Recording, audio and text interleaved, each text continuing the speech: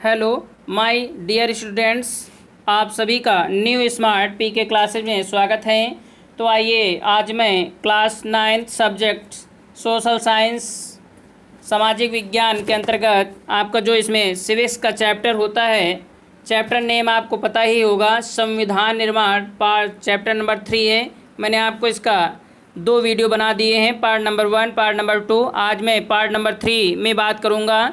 इस चैप्टर्स की जितनी हेडिंग्स बची हैं उसके माध्यम से मैं इसके आगे अवगत कराऊंगा। तो आइए आप सभी को पहली हेडिंग इसकी दी है इस वीडियो की, मतलब इस पार्ट की, संविधान निर्माण प्रक्रिया क्या होती है। संविधान निर्माण प्रक्रिया आप लोग अच्छे से समझें, और ये आप लोग अभी से यदि आप रेडी कर लेते हैं तो आने वाले फ्यूचर में आपके लिए ये बहुत ही इम्पोर्टेंट सब्जेक्ट होता है जीके के रूप में। तो चलिए आप लोग अभी से तैयार करते चलें। संविधान निर्माण प्रक्रिया, इसके विषय में मैं आपको बताता हूँ क्या होता है। संविधान प्रारूप समिति ने संविधान का प्रारूप फरवरी 1948 में संविधान सभा के अध्यक्ष के सम्मुख प्रस्तुत किया। कहने का तात्पर्य यह है, जो संविधान प्रारूप समिति बनी थी जिसके अध्यक्ष डॉक्टर भीमराव अंबेडकर थे, आपको पता ही होना चाहिए क्योंकि मैं बता चुका हूँ इसके लास्ट वीडियो में। तो आइए कब इसको पारित किया जा रहा है। 1948 में संविधान सभा के अध्यक्ष कौन थे। स्थायी अध्यक्ष आपके डॉक्टर राजेंद्र प्रसाद थे, जबकि अस्थायी अध्यक्ष डॉक्टर सच्चिदानंद सिन्हा थे। आप लोग ध्यान रखें, ठीक है। चलिए इनके अब डॉक्टर राजेंद्र प्रसाद के सामने इसको क्या किया जाता है, पेश किया जाता है, जो 25 फरवरी 1948 ईस्वी को एक पुस्तक के रूप में प्रकाशित हुआ। किसके रूप में प्रकाशित हो रहा है? 25 फरवरी 1948 को यह एक जो प्रारूप समिति ने प्रस्ताव भेजा था वो आपका पुस्तक के रूप में प्रकाशित हो रहा है। फिर बात करते हैं इसके पश्चात 15 नवंबर 1948 से 15 अक्टूबर 1949 तक इस प्रारूप को संविधान सभा में विचारार्थ रखा गया। कहने तात्पर्य यह है, जो एक प्रारूप बना, जो एक रूप पुस्तक के रूप में क्या हो रहा था, पारित किया गया था, उसे कब से कब तक? 15 नवंबर 1948, 15 नवंबर 1948 से 17 अक्टूबर 1949 तक ये संविधान सभा में विचारार्थ, मतलब इसमें विचार कीजिए क्या हटाना है क्या जोड़ना है, इसके बीच में रखा गया इतने समय के लिए। फिर इसके बाद क्या होता है, संविधान के प्रारूप पर कुल 114 दिन बहस होती है। कितने दिन बहस होती है? 114 दिन इस पर बहस होती है। कहने का तात्पर्य है, बहस मतलब उसमें बातचीत होती है कि इस संविधान में से क्या हटाना है क्या जोड़ना है, इसमें क्या सही है क्या गलत है। इस प्रकार से बहस होती है। कितने दिन? 114 दिन बहस होती है। उसके बाद क्या होता है, इसके बाद डॉक्टर भीमराव अंबेडकर द्वारा संविधान को पारित करने के लिए रखा गया प्रस्ताव पारित हो गया, और सभा के अध्यक्ष डॉक्टर राजेंद्र प्रसाद ने इसे 26 नवंबर 1949 को इस पर हस्ताक्षर कर दिए। कब हस्ताक्षर करते हैं? 1949, 26 नवंबर 1949 में को क्या कर देते हैं, इस पर हस्ताक्षर कर देते हैं, मतलब से पास कर देते हैं। फिर बात आती है संविधान सभा के अंतिम अधिवेशन में 24 फरवरी 1950 को। संविधान सभा का अंतिम अधिवेशन कब होता है? 24 फरवरी कब हो रहा है? 1950, 24 फरवरी 1950 को सर्वसम्मत से डॉक्टर राजेंद्र प्रसाद को भारत का प्रथम राष्ट्रपति चुन लिया जाता है। कब चुना जाता है? 24 फरवरी 1950 को सर्वसम्मत से डॉक्टर राजेंद्र प्रसाद को भारत का राष्ट्रपति प्रथम मान लिया जाता है। इसी तिथि को ही संविधान सभा के 284 सदस्यों द्वारा संविधान की 3 प्रतियों पर हस्ताक्षर किए जाते हैं। किस पर? संविधान की 3 प्रतियों पर हस्ताक्षर कब किए जाते हैं, किसके माध्यम से किए जाते हैं? जो संविधान सभा के 284 सदस्य थे। कितने थे? 284 सदस्य थे, ठीक है। वो लोग 3 प्रतियों पर क्या करते हैं? हस्ताक्षर करते हैं। इस प्रकार से आपका जो संविधान बनकर लागू होता है, सबसे पहले कब कितने टाइम में बना संविधान? तो 2 वर्ष 11 माह और 18 दिन। कितना टाइम लगता है? 2 वर्ष 11 माह 18 दिन का समय लगता है संविधान बनने में। ठीक है। इसके निर्माण पे कितना खर्च आता है वो आप ध्यान दें 63,96,000 और 729। कहने तात्पर्य यह है कि 63,96,729 रुपये इसमें खर्चा होता है इसके बनाने में। इतना रुपये आपका खर्चा होता है संविधान के निर्माण में। आप समझ लीजिए, आप 1950 की बात है, 1947 के बाद से इतने बीच में इतना रुपये लग गया था। अगर आज के समय में बना होता तो कितना रुपया आपका लगता है। ठीक है, तो आप लोग ध्यान दें। आपके कभी कभी ऑब्जेक्टिव क्वेश्चन में पूछ लिया जाता है कि संविधान निर्माण में कुल लागत कितनी आई थी। तो आपको एग्जैक्ट ना याद रहे तो आप ऐसे 64 लाख भी याद रख सकते हैं, क्योंकि इसके पास के ही डिजिट हैं। ठीक है, कभी कभी आपको 64 में भी ऑप्शन मिल जाएगा, कभी कभी ये ऑप्शन मिलेगा। तो अकॉर्डिंग टू आप ऑप्शन के अनुसार ही सही करेंगे। ठीक है, चलिए अब मैं बात करता हूँ नेक्स्ट हेडिंग्स के विषय में। इसमें जो दी गई है, जो आपकी हेडिंग है संविधान को लागू किया जाना। चलिए इस हेडिंग्स के अंतर्गत आप जो पढ़ेंगे मैं बता रहा हूँ। भारत का संविधान 26 जनवरी 1950 को लागू किया गया। कब लागू किया जा रहा है आपका संविधान? 26 जनवरी 1950 को पूर्ण रूप से लागू कर दिया जाता है। 26 जनवरी 1950 को आपका संविधान जो है क्या होता है, पूर्ण रूप से लागू कर दिया जाता है। यद्यपि इसे संविधान सभा द्वारा 26 जनवरी 1949 को ही पारित कर दिया गया था। ठीक है, ऐसा करने के पीछे विद्यमान मुख्य कारण 26 जनवरी के ऐतिहासिक महत्व को बनाए रखना था, क्योंकि सर्वप्रथम कांग्रेस द्वारा 26 जनवरी 1930 को ही संपूर्ण स्वराज्य की मांग हुई थी और उसी दिन से हम लोग 26 जनवरी को स्वराज्य दिवस के रूप में मनाते हैं। तो क्वेश्चन आपसे कभी कभी पूछा जा सकता है, फिलहाल आपके क्लास में तो नहीं पूछा जाएगा, लेकिन आपके कंपटीशन जरूर कभी पूछा जाएगा फ्यूचर में कि सबसे पहला स्वतंत्रता दिवस कब मनाया गया था भारत में। तो वो डेट थी आपकी 26 जनवरी 1930।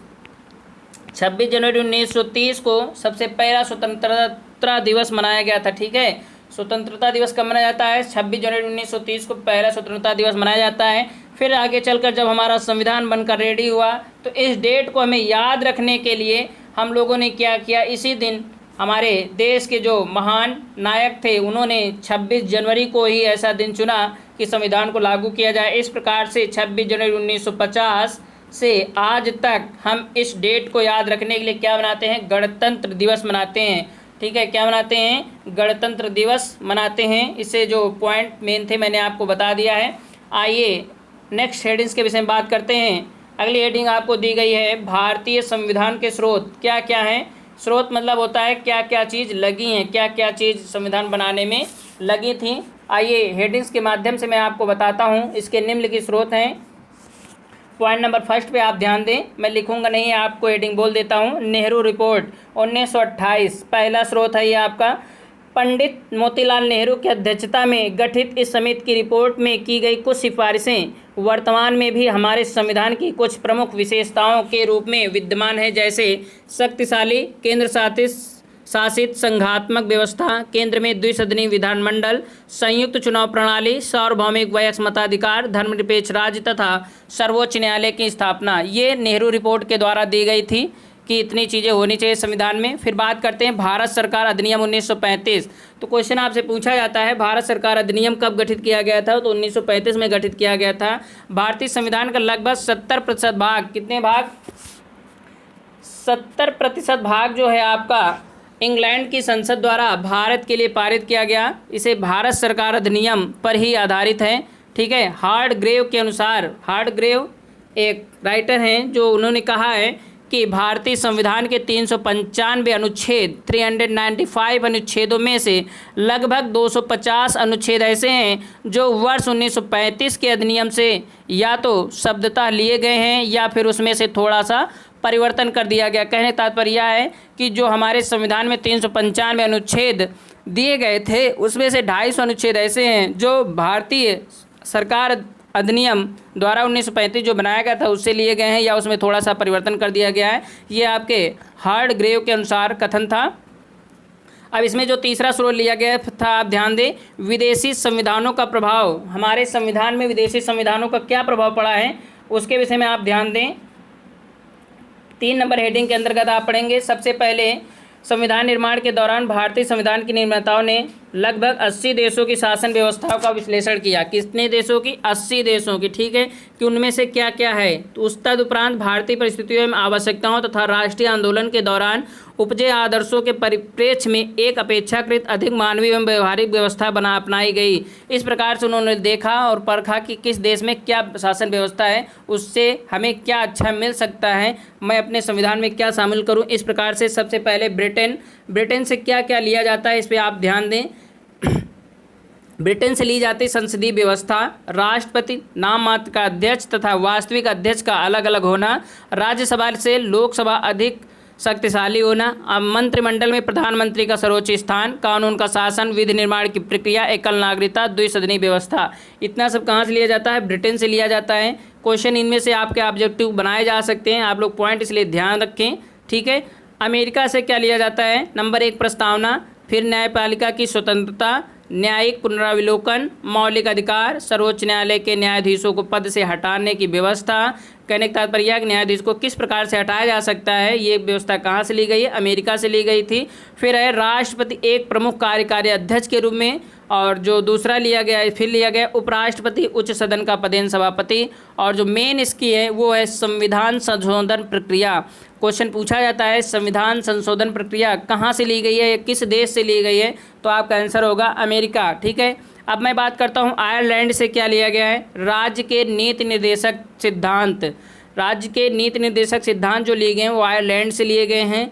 फिर राष्ट्रपति का निर्वाचन, मतलब राष्ट्रपति की निर्वाचन प्रक्रिया कैसे हो, उसका चुनाव कैसे हो, वो चीज़ कहाँ से ली गई? आयरलैंड से ली गई है। और आपके उच्च सदन के सदस्यों को मनोनीत करना, ये संबंधित प्रावधान भी आपका लिया गया है आयरलैंड से। जर्मनी से क्या लिया गया? आपातकालीन प्रावधान, जर्मनी से लिए गए हैं आपातकालीन प्रावधान, जैसे राष्ट्रपति शासन, राष्ट्रीय आपातकाल, वित्तीय आपातकाल, ये सब कहाँ से लिए गए हैं? आपके जर्मनी से लिए गए हैं। कनाडा से क्या लिया गया? एक सशक्त केंद्र वाली संघीय व्यवस्था, शक्तियों का विभाजन तथा शेष शक्तियाँ केंद्र को सौंपना, ये केंद्र द्वारा राज्यपाल की नियुक्ति, सर्वोच्च न्यायालय की परामर्श संबंधी शक्तियाँ, ये सब कनाडा से ली गई हैं। ऑस्ट्रेलिया से क्या लिया गया? संविधान की प्रस्तावना की भाषा। क्या लिया गया है ऑस्ट्रेलिया से? संविधान की प्रस्तावना की भाषा। समझ लीजिए इतना छोटा सा देश है, एक द्वीप के रूप में, तो वहाँ से भी लिया गया है। समवर्ती सूची भी ली गई है। व्यापार तथा वाणिज्य से संबंधित प्रावधान क्या होने चाहिए, ये भी आपके ऑस्ट्रेलिया से लिए गए हैं। ठीक है, अब बात करते हैं दक्षिण अफ्रीका से क्या लिया गया है। संविधान में संशोधन किस प्रकार हो, ये कहाँ से लिया गया है? दक्षिण अफ्रीका से लिया गया है। राज्यसभा के सदस्यों का निर्वाचन भी आपका दक्षिण अफ्रीका से लिया गया है। फ्रांस से क्या लिया गया है, ध्यान रखें, गणराज्य व्यवस्था, स्वतंत्रता, समानता एवं बंधुत्व संबंधी आदर्श जो हैं हमारे फ्रांस देश से लिए गए हैं। ठीक है, रूस, पूर्व सोवियत संघ के नाम से रूस को जाना जाता है, पहला पॉइंट आप ये ध्यान रखें। अब रूस से क्या क्या लिया गया है? मौलिक कर्तव्य, न्यायिक संबंधी आदर्शों को प्रस्तावना में सम्मिलित करना, संघीय व्यवस्था, राज्यपाल का पद और संघीय न्यायपालिका की शक्तियाँ, ये सब कहाँ से ली गई हैं? रूस से ली गई हैं। अब जापान से क्या लिया गया है, ध्यान दें, संविधान के अनुच्छेद 21 में वर्णित शब्द कानून द्वारा स्थापित प्रक्रिया, कानून द्वारा स्थापित प्रक्रिया कहाँ से ली जाती है? आपकी जापान से ली जाती है। अब इनमें से आपके क्वेश्चन ऑब्जेक्टिव में भी पूछा जा सकता है और वेरी शॉर्ट में भी पूछा जा सकता है, इसलिए आप इसे अच्छे से सुने इस लेक्चर को, और जहाँ भी ना समझ में आए तो आप हमसे SMS के माध्यम से पूछ सकते हैं या फिर आप बुक के माध्यम से पढ़ सकते हैं। ठीक है, भारतीय संविधान की प्रस्तावना, अब मैं नेक्स्ट हेडिंग्स में आपको बताऊंगा भारतीय संविधान की प्रस्तावना। आइए इस पे ध्यान दें आप लोग। लास्ट हेडिंग है इस पार्ट नंबर 3 वीडियो की, संविधान की प्रस्तावना क्या है, ध्यान दें। प्रस्तावना किसी संविधान, भाषण या लेख के परिचय अथवा भूमिका को कहते हैं। प्रस्तावना किसे कहते हैं? प्रस्तावना किसी संविधान, भाषण या लेख के परिचय को हम क्या कहते हैं? इस भूमिका को क्या कहते हैं? प्रस्तावना कहते हैं। इसमें संविधान का सार होता है, मतलब क्या विस्तृत वर्णन दिया गया है उसके विषय में सार होता है, समरी होती है जिसे आप बोलते हैं इंग्लिश में। प्रसिद्ध संविधान विशेषज्ञ N.A. पालकीवाला के अनुसार, N.A. पालकीवाला के अनुसार प्रस्तावना क्या है? संविधान का परिचय पत्र है। संविधान का परिचय पत्र, जिस प्रकार से हम लोग अपना आइडेंटिटी कार्ड बनवाते हैं, इसी प्रकार संविधान के जो आइडेंटिटी कार्ड है वो क्या है, उसकी प्रस्तावना है। ठीक है, किसके अनुसार है, आप ध्यान दें, पॉइंट आपसे पूछा जा सकता है। एन ए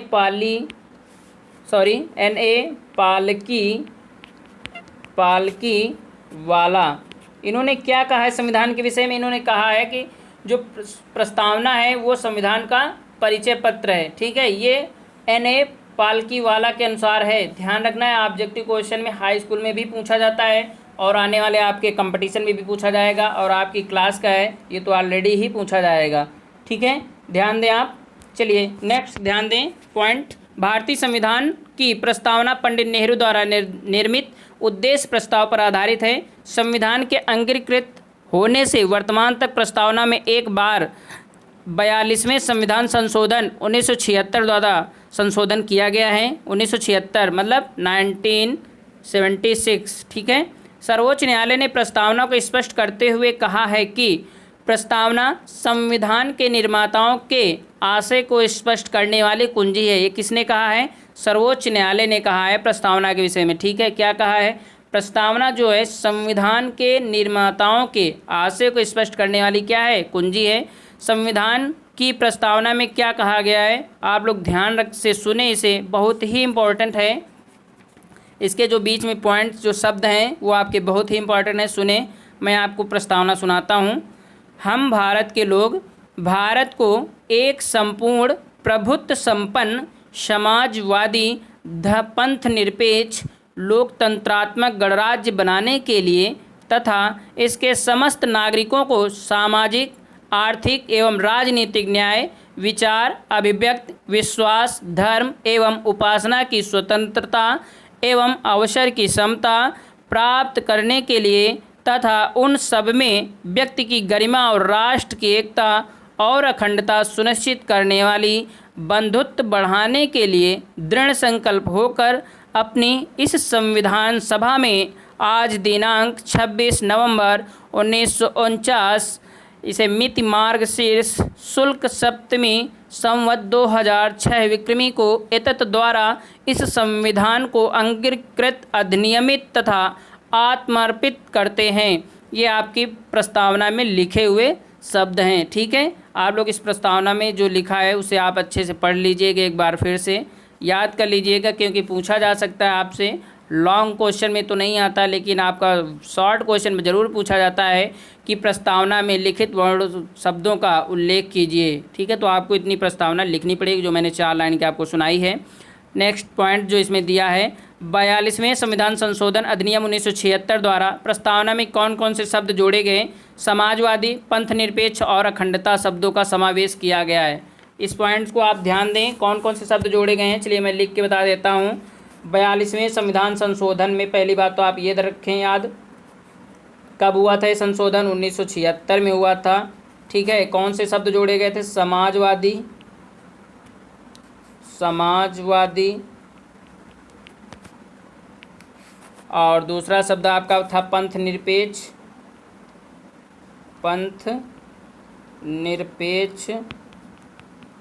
और जो तीसरा शब्द था आपका अखंडता। ठीक है, अखंडता शब्द आपका क्या किया गया था, जोड़ा गया था। ठीक, समझ में आया। 3 शब्द जो आपके जोड़े गए थे मैंने बता दिया आपको, ध्यान दें। ठीक है, चलिए नेक्स्ट पॉइंट जो आपका दिया गया है वो भी ध्यान से सुन ले। प्रस्तावना का महत्व क्या है। प्रस्तावना में भारतीय संविधान के आधारभूत दर्शन और राजनीतिक धार्मिक एवं नैतिक मूल्यों का उल्लेख मिलता है। यह संपूर्ण संविधान का सार है। इससे संविधान के उद्देश्यों, संविधान की शक्ति प्राप्ति के स्रोत, भारतीय व्यवस्था की प्रकृति एवं स्वरूप, संविधान लागू होने की तिथि आदि का स्पष्टीकरण किया गया है। इसके अतिरिक्त यह संविधान का आधार रखने वाले व्यक्तियों की महान एवं आदर्श सोच, उनके सपनों और अभिलाषाओं को परिलक्षित करती हैं। यह आपकी संविधान की प्रस्तावना के विषय में जितना था मैंने बताया। अब आपको मैं लास्ट वीडियो में या लेक्चर नंबर लास्ट जो होगा आपका 4th, उसमें बची हुई चैप्टर्स की हेडिंग्स के माध्यम से आपको अवगत कराऊंगा। जब तक के लिए आप इस वीडियो को अच्छे से देखें। यदि आप लोगों को वीडियो अच्छा लगा हो तो please like and subscribe with share ज़रूर करें। Thanks for watching video.